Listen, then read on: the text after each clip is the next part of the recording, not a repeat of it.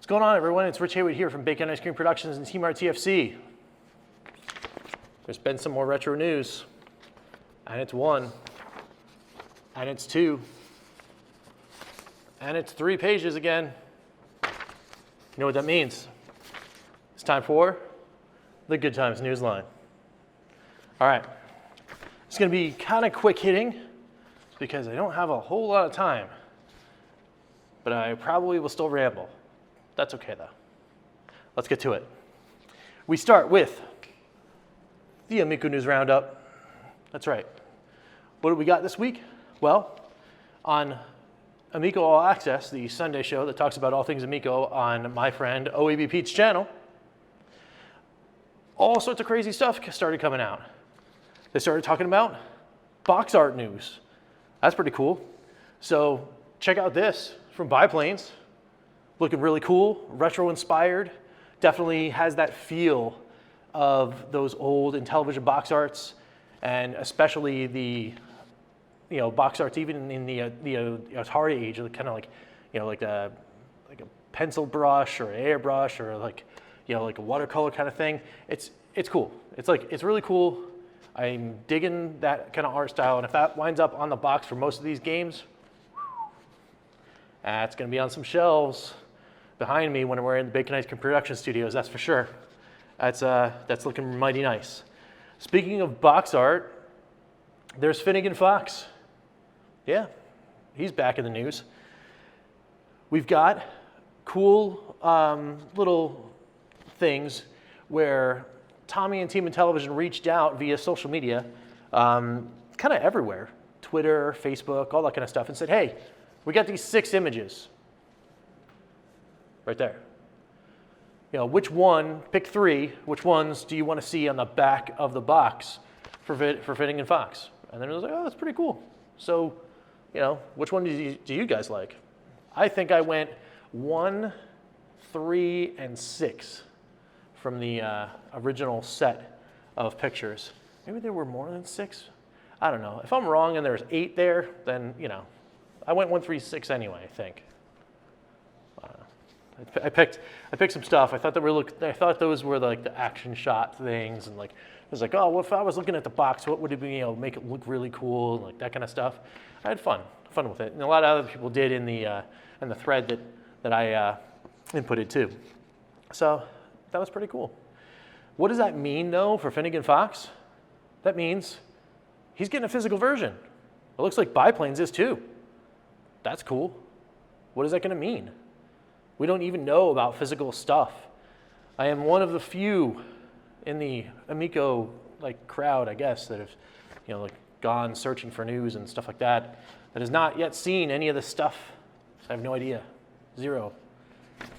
Maybe the box looks like this blank piece of paper. I have no idea. I just I've never seen it. I haven't seen anything.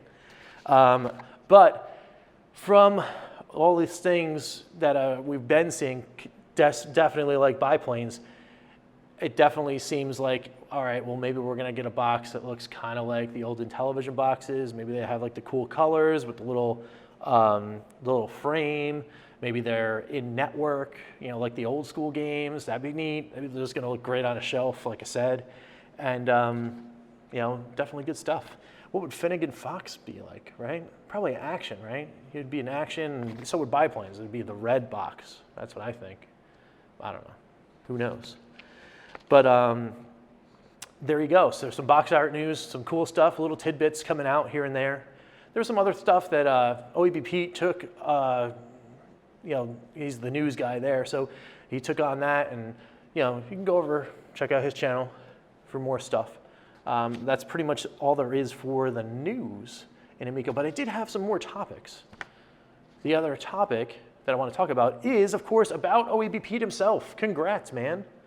That's a year of Amico All Access. Happened last week.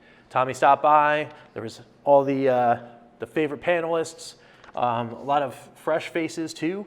Some of the people that had joined in, like a couple months ago, or not just at the beginning. And there were the old mainstays, of course, Mike from Next Level Gaming, Jay Prime, I think, was there, Generational Gamer, Tommy himself, and Pete, of course. Missing, unfortunately, sad face. what is this face? I was on Amico All Access for a really long time and made it a really good stretch, but Sundays are so hard. They're so hard, Pete, to come on your show. I love it. I love it so much. And will absolutely make the best efforts to get to the show. But this past Sunday was, got to do family time. So, you know how it is, man. But congrats again on a year. Let's go year 2, year 3, year 4. Keep going with this thing because it's awesome. I love hanging out with you guys and love talking about Amico. So next thing is not necessarily a bit of news, but kind of like a cool topic that I want to talk about specifically about Amico. I want to ask the question, and you can feel free to comment down below. Could the Amico or Intellivision itself be a dev incubator? Now, I think so. Now, why do I think that? Well, you figure they're a small team putting together a brand new product, and they're now shopping for talent to make games for their system, right? Well, just like anyone else, they try to get the best talent they can to make the best product they can to put the best game out on the market so that people have the most fun, right? That's how this business goes.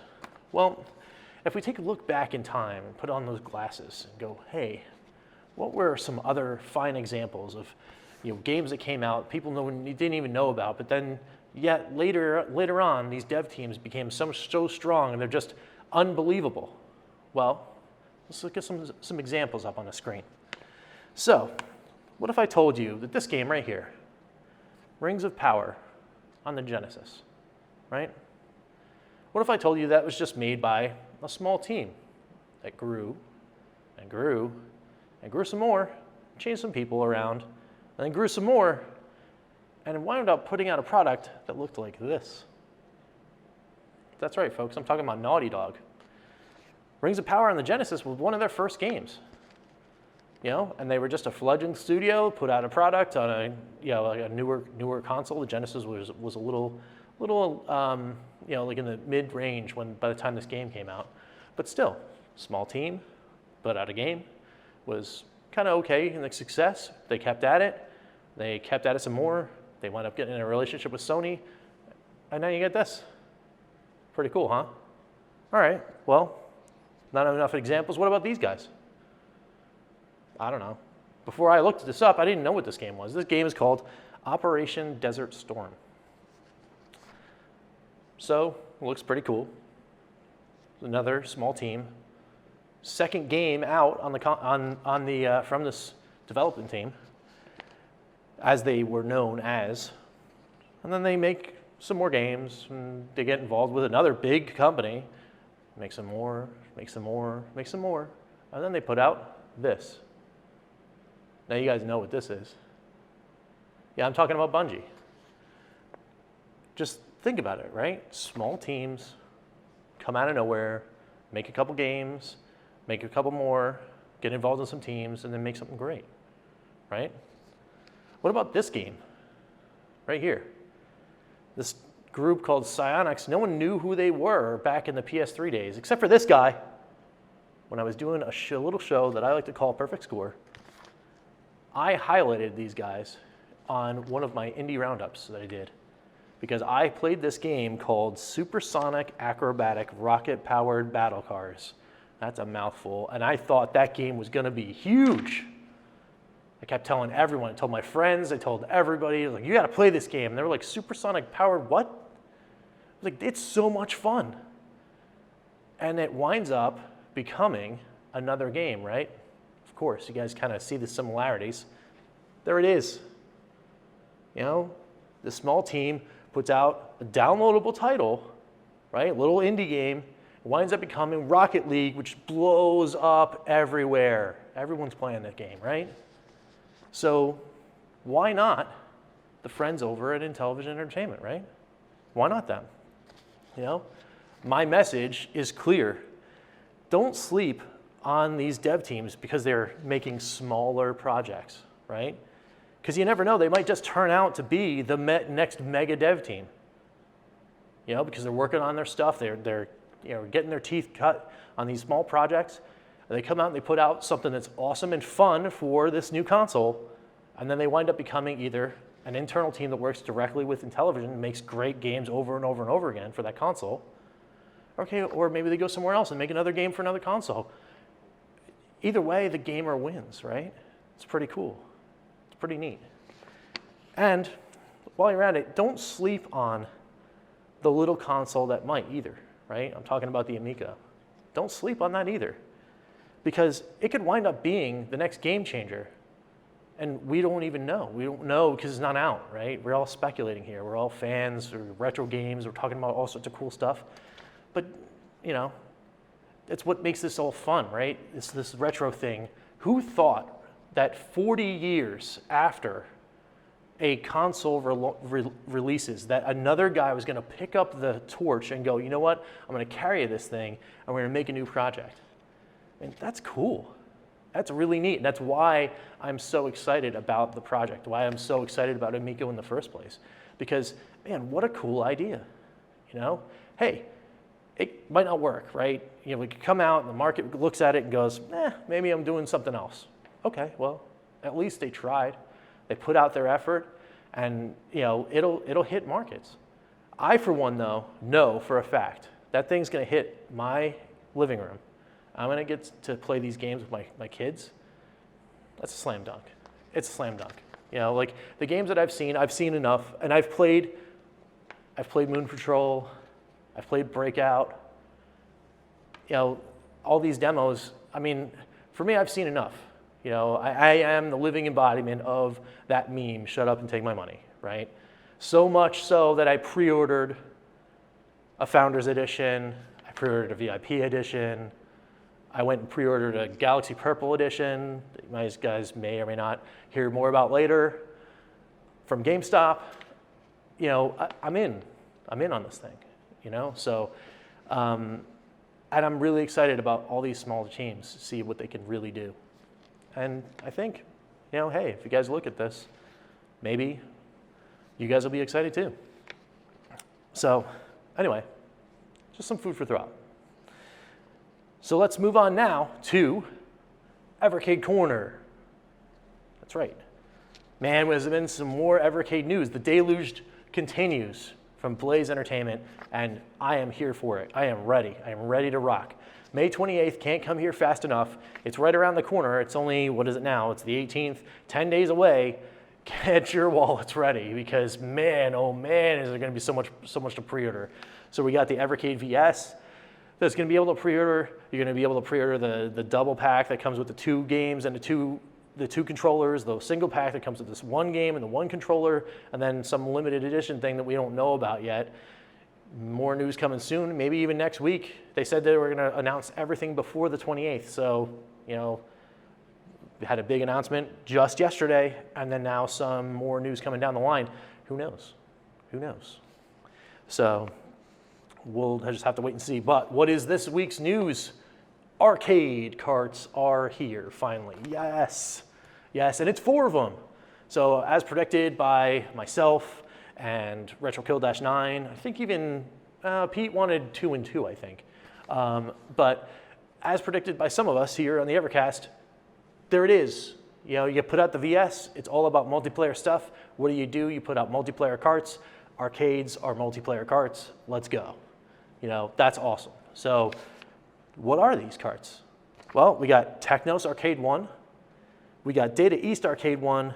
We got Galico Arcade 1, not Jalico, but Galico, and Atari Arcade 1.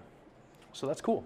Let's dig in here as this little thing is rolling over and over again, and we'll dig into the games.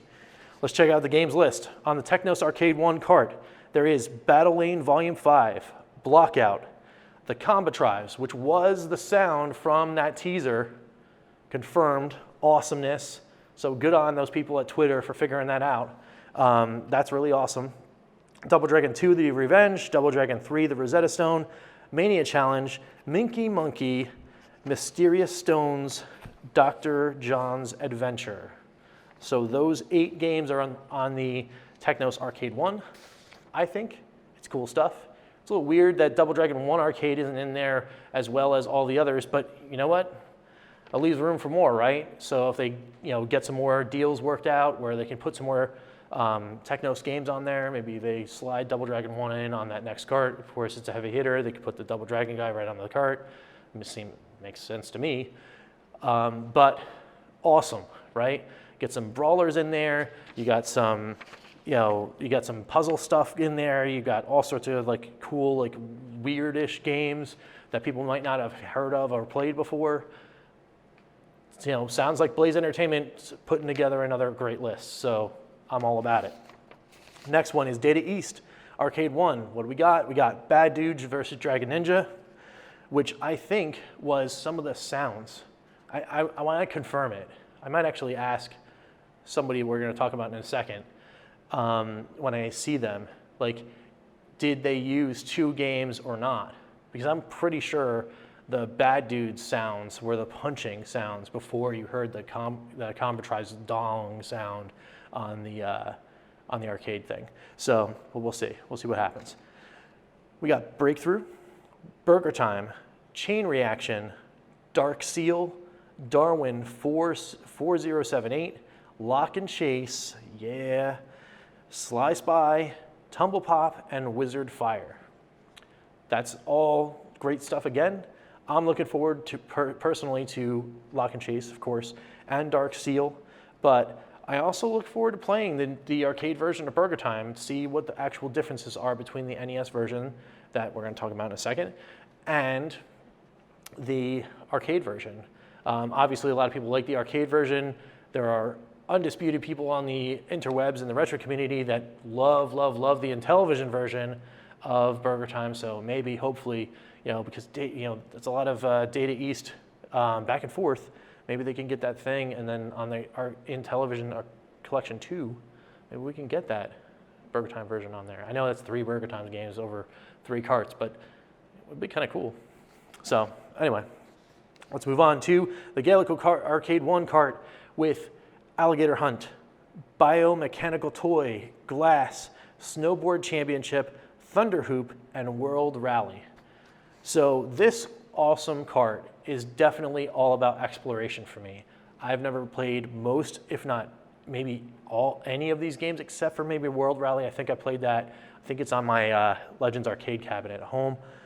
But I know that my son Douglas, he's gonna be all about World Rally. So when I get that cart, second he sees that there's a driving game on it, I'm gonna have to like hide it because he's just gonna be playing that, and then I'll lose my Evercade.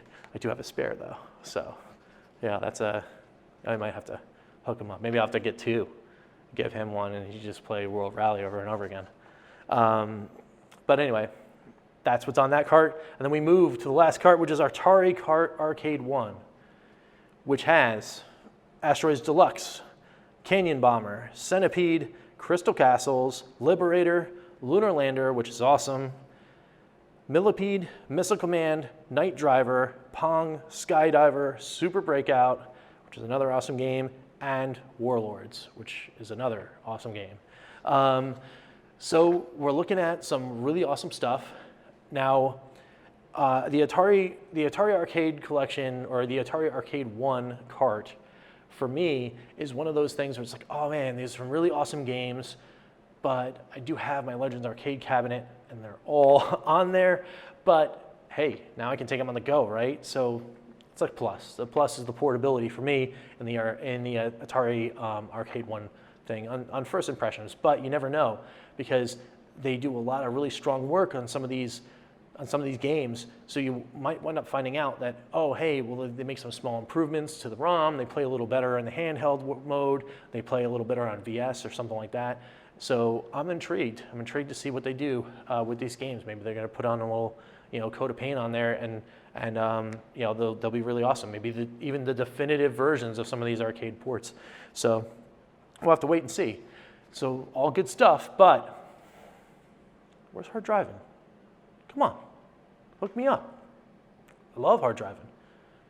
I know, I'm just kidding, because I know it'd be impossible to try to emulate and do all the crazy stuff with hard driving, but still, if you could find a way, I'm the first in line, just saying.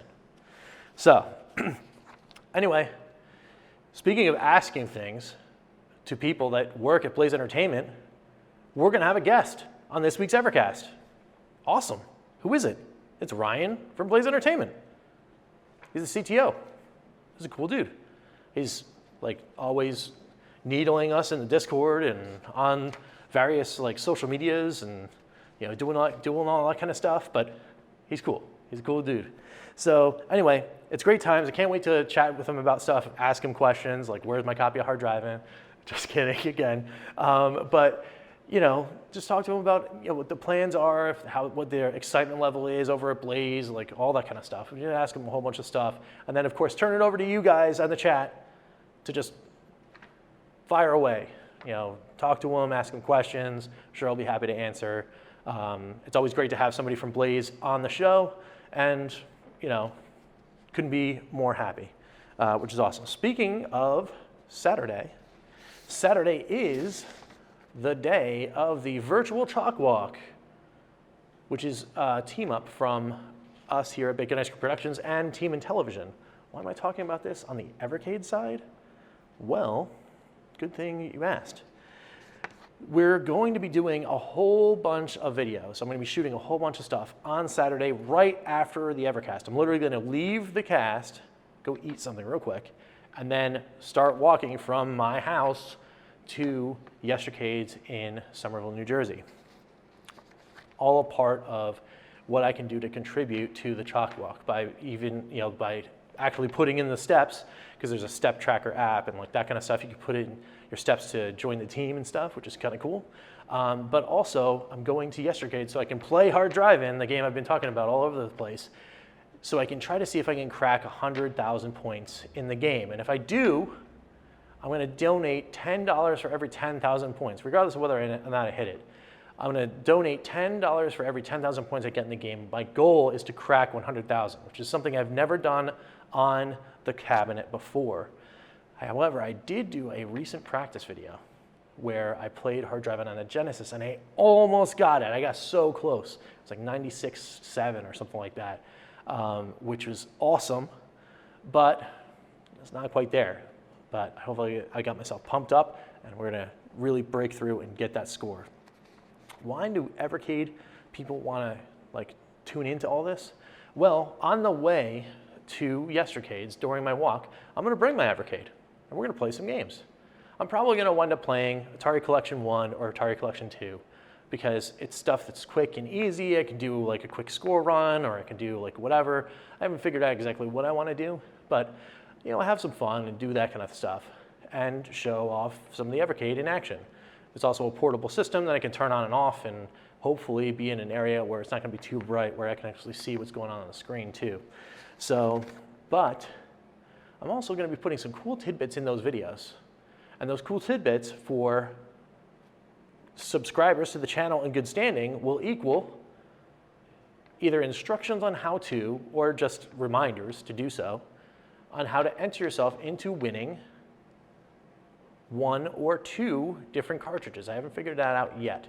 What are those cartridges going to be? It's going to be Jellico 1 and Pico 2. So if you're interested in getting some free games, be sure to keep it locked here on the channel, hit that subscribe button, be a subscriber in good standing, and watch those videos for instructions to see how you can get more cool free stuff from me. I will literally put it in a box and send it to you if you are the lucky winner. So keep your eyes peeled and, head below for some links for more info about the CHOC Walk itself, where I did a presentation thanking Team Intellivision for their kind donation to the Team Bacon Ice Cream portion of the CHOC Walk, and for the video I did where I played some Hard Drive-In on Genesis and nearly got that 100,000. So check below and check it out. And it's all going to be good. It's all for fun. It's all for charity. And if you're watching this video and you go, oh man, you know what? I really want to just toss some dollars that way. Hey, check it out below again. The links are there. Hit the link page for the CHOC Walk itself. Any help you could do is appreciated. Even if you just take the link and share it to somebody else, it's pretty good. It's awesome. So, what else is there in the Evercade news? It's also the Evercast Challenge. Good stuff. So this week's game is Burger Time, the aforementioned game that we're talking about when we were talking about the Data East Arcade Collection carts. So if you still haven't played, or you want to submit a score or do whatever in just about any video, just hey, pop in and say hey. My challenge video will be going out sometime either tomorrow or the next day, but Ed and Pete have already done theirs, so head on over there and have some fun. Play some stuff. It's 5 minutes, as much score as you can get in 5 minutes, and then put in your score, and we'll see what happens. We might not be able to talk about it this Saturday, the overview and like a smack talk and all that kind of stuff, because Ryan will be on the show, but you never know. We'll see. But my run for sure will be up before Saturday, so everyone would have completed their run in the time frame, the week prior to the next week's Evercast, as is the rules.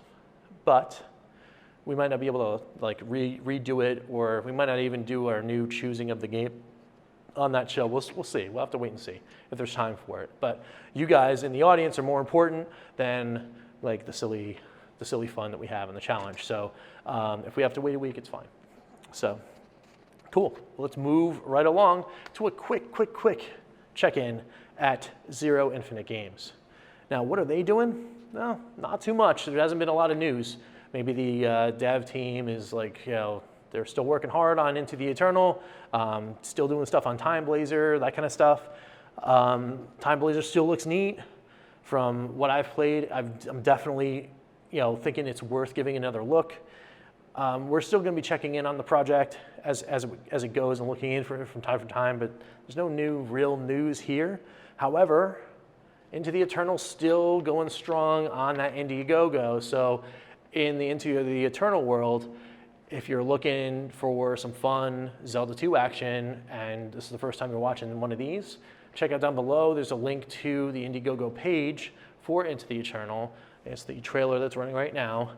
So go ahead and check out the game, and if you like it, toss in, get yourself a copy, get yourself into that beta, which is running right now, and check it out. It could be good stuff, good stuff.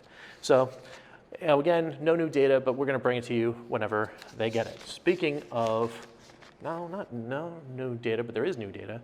Let's go to PiePacker. All right, so how is it going? Well, they're still smashing goals to pieces. Finito, done, goal, put out, people smash it. It's great. They're at $185,000 at the time of this recording, and they've reached the stretch goal of that Game Boy Advance and Game Boy Pirater adapters. So those physical adapters are going to be available for extra ordering for everybody that has the Pirater package. Or I guess anyone that gets in at all, there'll be an availability to order that thing. They're just going to make it now, which is awesome. What's next? Well, at $220,000, they're going to have a new stretch goal, and that stretch goal is bring your own PlayStation 1 ROMs. That's pretty cool. So I'd say hopefully they can reach that stretch goal, and then you can play even more games. So now we're talking, everything from that NES generation all the way through up SNES, Genesis, and then now entering into the PSX. That's pretty cool. I definitely am looking forward to that. Hopefully they can hit that. And even if they don't, maybe they'll just keep going and then add that feature later on anyway. So check out, check it out and hop in. There's only 2 days left of the Kickstarter. So, and that's not as of time of recording, that's at time of release. So I recorded this on the 18th, I'm releasing on the 19th. So as of the 19th, there's still 2 days left. So get in there, throw down, and have a good time. So links are obviously down below for all that kind of stuff. So let's move on to Atari VCS news. So we had the deluge of even more games coming, and we had more new news. Another 2 weeks went by, and nothing new-ish. But we got some updates on the games that are going strong. There is the Unsung Warriors Kickstarter. It's at $28.59 as the time of recording, so it's fully funded, and they're trying to still get to that stretch goal of the $30,000 US goal for doing the playable character and not the playable character, but the animated cutscene thing was that stretch goal. So You know, if you want some cool animated cutscenes, you know, make sure you get on there. If you're looking forward to this game, it's cool, like cool dungeon explorer kind of game. You know, definitely up my alley. So, you know, head on in, and they're not too far away. I mean, that's a definitely attainable goal. And, you know, in the next couple days, I think this one, I forgot to put it down, but I want to say it's like 4 or 5 days still remaining on this one. So it's not going to be too much longer, but still enough time so you can watch this, head on over, and hit it up if you like. So next, we got Degeneration, which is the game that we talked about last Newsline. Guess what? Thought it was cool and you want to play it? Head on over to the store. It's out right now. So I'm going to probably check that out. Maybe we could slide that into some Fun for Fives and definitely dig in deep on this game. But it's cool that it's available, and let's do it. So that's cool. So on Indiegogo side of things, we got that game Red Rust. So that was that cool, like, you know, Contra meets Final Fight meets like crazy, like Soviet era, not like craziness. That's pretty cool. It's currently at $37.41 of its $15,000 flexible goal, which means that no matter what happens, the project gets funded for that amount no matter what. So hopefully it's enough where they can like at least finish part of the game, then maybe put it out. Maybe they'll have another round, or maybe somebody will pick them up or something. I don't know, but hopefully that'll be doing pretty good. There's only 4 days left in that one, so if you're interested in that, you know, tell a couple friends and then get on in there and then see how it goes. And we hope, you know, we wish everybody the best as far as the projects go. So, you know, so hopefully they'll be able to get that going, and we'll see the game, because, you know, I sure, as, you know, somebody that loves the like brawl / shooter kind of genre, run and gun, I'd like to see this game happen. So that's pretty cool. And then finally, we've got Jetpack Joust. We talked about it on the very first time we talked about Atari VCS on the Newsline. It's out now because it is, check again, yes, indeed, still the 18th of May. So it's out. So head on to the VCS store, get yourself a copy of Jetboard Joust, and then hop on in. That's another one that's definitely going in the list for doing some cool Fun for Fives. So you should be able to see that soon. And with that, I am out once again of news for you guys. So as we move into the wrap up, thank you guys so much for watching. Be sure to check out The Friends, as they are always good times and always good to check out. Hopefully we'll be seeing some more of those friends over here on the bacon ice cream side of things. More on that later, but I am working on something that should be kind of cool, and I'm hoping to bring a whole bunch of the friends over so we can all hang out, you know, play some games or talk about games while somebody's playing games or something. But tune in for more of that stuff with some buddies, hopefully. And speaking of buddies that like the Evercade a whole lot, boom, check out these guys. That's my friends from across the pond. They do all sorts of cool stuff on the Evercade Fans Group Unofficial on Facebook, and they also do the Unofficial Fans Group live session show just about once a month, and that'll be coming up probably in another week or so. They usually do it towards the end of the month on a Thursday afternoon, right around 4 p.m. EST, which hopefully, as stars might align, might mean that I might be able to hop in and say hi to them once again. So hopefully I'll be able to do that, and you'll be able to see this face talking about some Evercade with a whole bunch of people like them. So that'd be pretty cool. That brings us all to us here at Bacon Ice Cream Productions. We thank you so much for watching, and if you could please, on the way out, for the friends that you might visit, and for us, hit that red button that says subscribe. It'd be awfully helpful for us to help the channel grow, and we will bring you some more news and fun times and Fun for Five and good times for good causes and all of those fun things as we go. So until next time, we will catch you next time for some good times. I'm Rich, and we will see you later. Take it easy, guys. Team RTFC.baconicecream.com